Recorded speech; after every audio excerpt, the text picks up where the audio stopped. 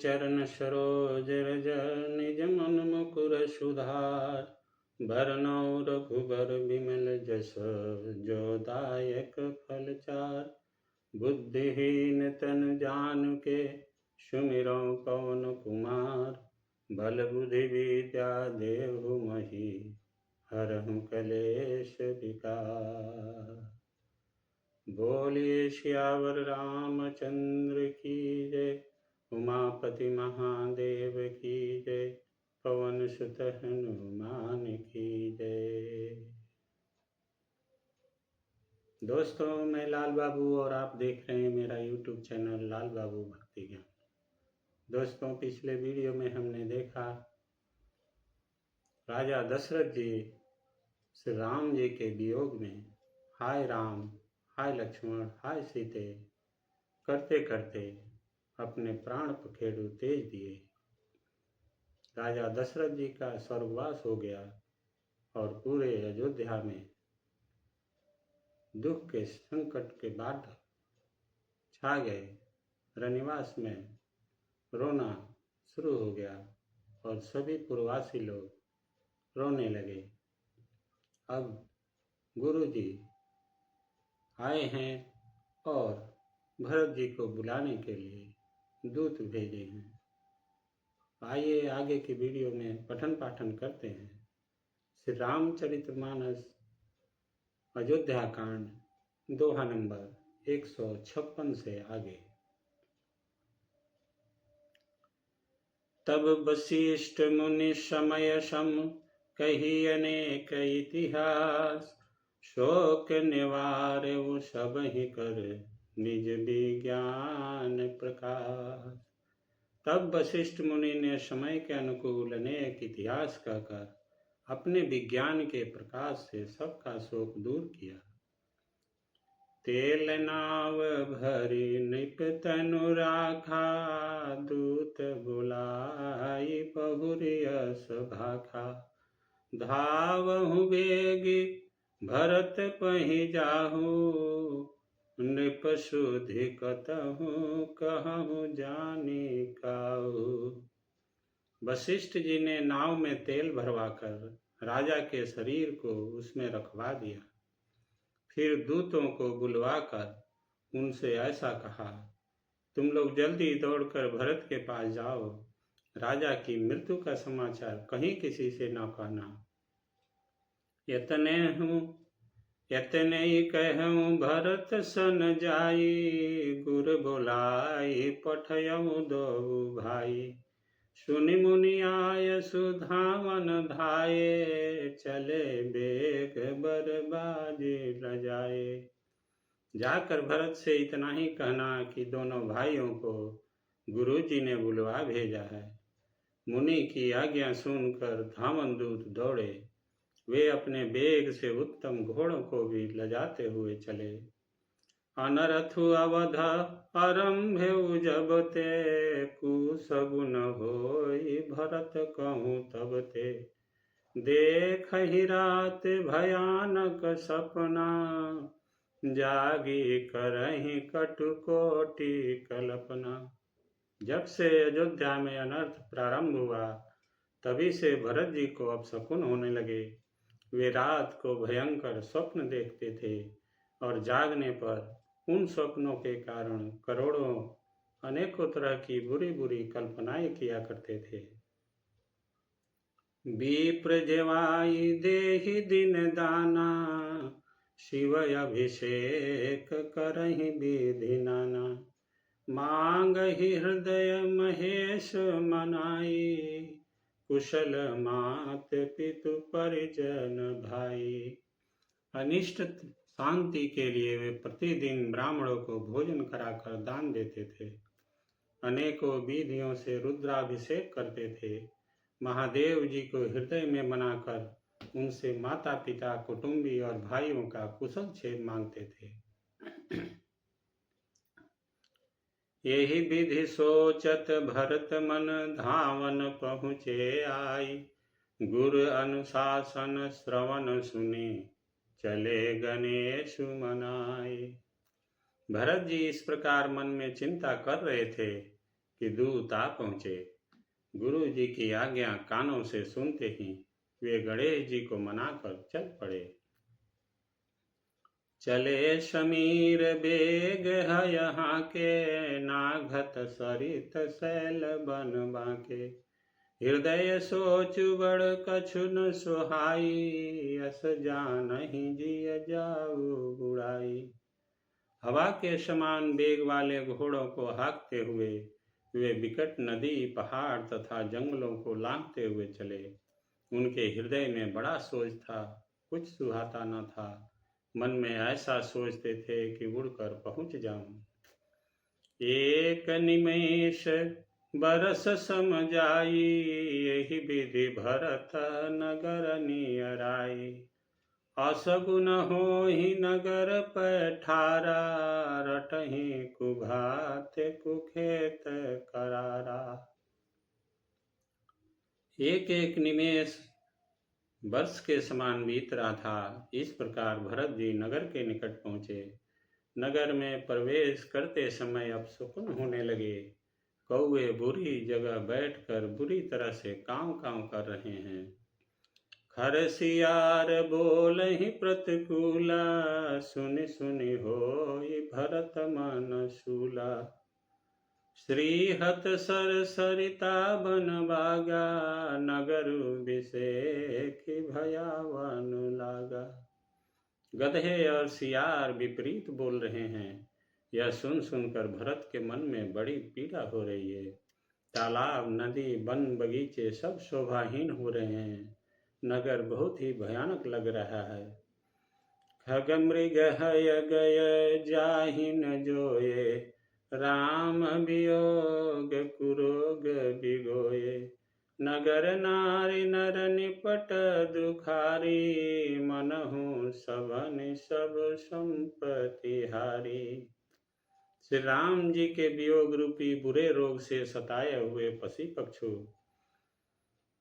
घोड़े, हाथी ऐसे दुखी हो रहे हैं कि देखे नहीं जाते। नगर के स्त्री पुरुष अत्यंत दुखी हो रहे हैं, मानो सब अपनी सारी संपत्ति हार बैठे हैं। पुरजन मिलहि न कहहि कछु, गवहि जुहारहि जाय। भरत कुशल पूछि न सकहि, भये विषाद मन माय। नगर के लोग मिलते हैं पर कुछ कहते नहीं। गौ से चुपके से जुहार वंदना करके चले जाते हैं। भरत जी भी किसी से कुशल नहीं पूछ सकते, क्योंकि उनके मन में भय और विषाद छा रहा है। हाट बाट नहीं जाई निहारी, जनपुर दह दिसि लागी दवारी। आवत सुत सुनि कैकय नंदिनी, हरखी रवि कुल जल रूह चंदिनी। बाजार और रास्ते देखे नहीं जाते, मानो नगर में दसों दिशाओं में दवाग्नि लगी है। पुत्र को आते सुनकर सूर्य कुल रूपी कमल के लिए चांदनी रूपी कैकयी बड़ी हर्षित हुई।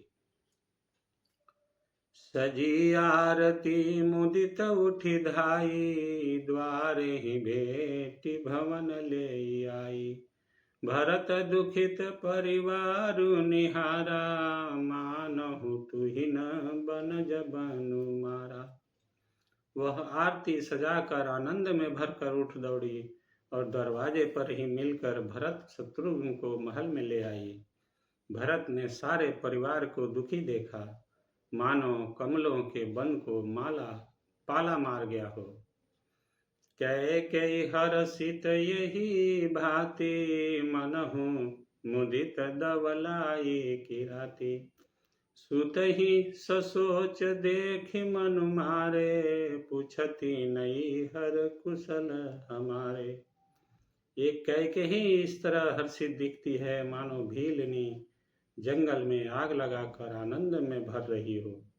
पुत्र को सोचवश और मन मारे बहुत उदास देखकर वह पूछने लगी, हमारे नैहर में कुशल तो है?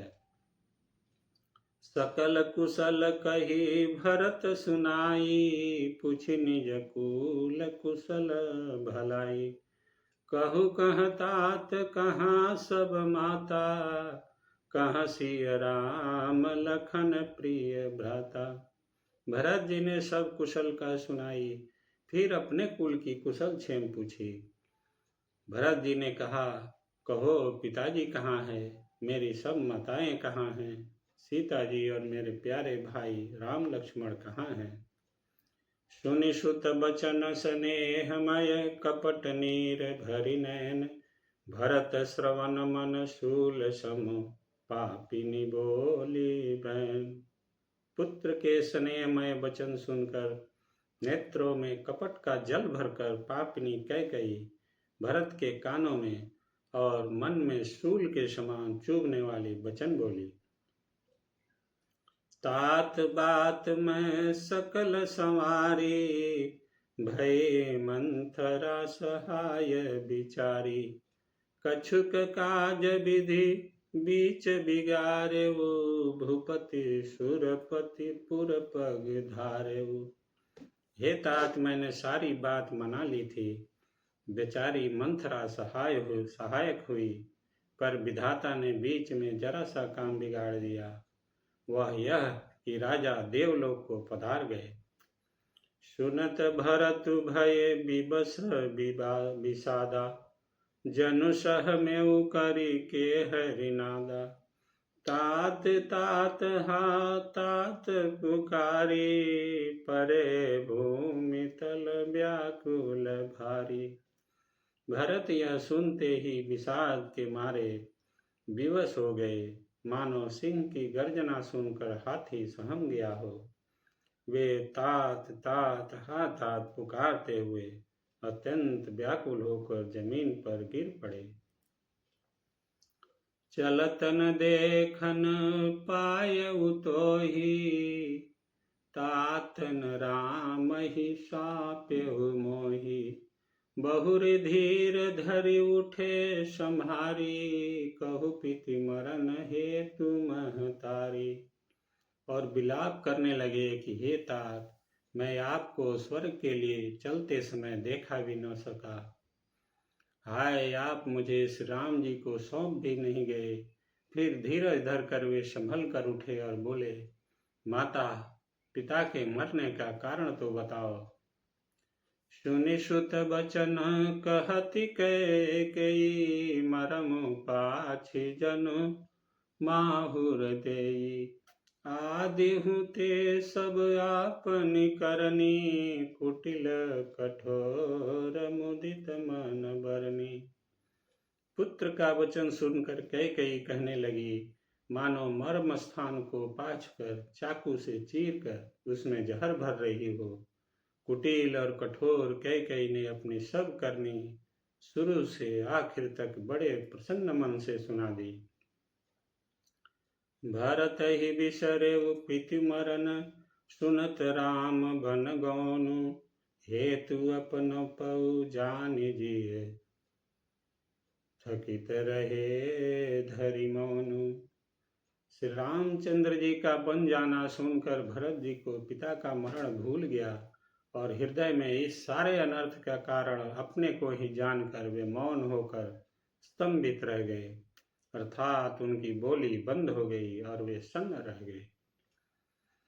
बिकल बिलोकि सुतहि समुझावती, मनहु जरे परलोनि लगावती। तात राउ नहीं सोचई जोगु, बिढ़ई सुकृत जसु किन्हेहु भोगी। पुत्र को व्याकुल देखकर कैकेयी समझाने लगी, मानो जले पर नमक लगा रही हो। वह बोली, हे तात, राजा सोच करने योग्य नहीं है। उन्होंने पुण्य और जस कमाकर उसका पर्याप्त भोग किया। जीवत सकल जन्म फल पाए, अंत अमर पति सदन सिधाए। अस अनुमानी सोचि परिहरहूँ, सहित समाज राजपुर करहूँ। जीवन काल में ही उन्होंने जन्म लेने के संपूर्ण फल पा लिए और अंत में वे इंद्रलोक को चले गए। ऐसा विचार कर सोच छोड़ दो और समाज सहित नगर का राज्य करो। सुनि सुठी सह में राजकुमारु, पाके छत जनु लागे अंगारु। धीरज धरि भरि लेहि उसासा, पापिन सबहि भांति कुल नासा। राजकुमार भरत जी यह सुनकर बहुत ही सहम गए, मानो पके घाव पर अंगार छू गया हो। उन्होंने धीरज धरकर बड़ी लंबी सांस लेते हुए कहा, पापिनी, तूने सभी तरह से कुल का नाश कर दिया। जो पे कुरुचि रही अति तोहि, जनमत काहे न मारे मोहि। पेड़ काटिते पालौ सींचा, मीन जियन निति बारी उलीचा। हाय, यदि तेरी ऐसी ही अत्यंत बुरी रुचि दुष्ट इच्छा थी तो तूने जन्मते ही मुझे मार क्यों नहीं डाला। तूने पेड़ को काट कर पत्ते को सींचा है और मछली के जीने के लिए पानी को उलीच डाला, अर्थात मेरा हित करने जानकर उल्टा तूने मेरा हित कर डाला। हंस बंसु दशरथ जनक, राम लखन से भाई। जननी तू जननी भई, विभीषण कछु न बसाई। बोलिए सियावर रामचंद्र की जय, उमापति महादेव की जय, पवन सुत हनुमान की जय। दोस्तों, आज की कथा यही समाप्त होती है। आगे की कथा अगले वीडियो में करेंगे। तब तक आप सभी खुश रहिए, स्वस्थ रहिए और आनंदित रहिए। दोस्तों, आपसे नम्र निवेदन है कि इस वीडियो को लाइक कीजिए, चैनल को सब्सक्राइब कीजिए और दोस्तों के साथ शेयर जरूर कीजिएगा। आप सभी को बहुत बहुत धन्यवाद। जय श्री राम, जय जय श्री सीताराम।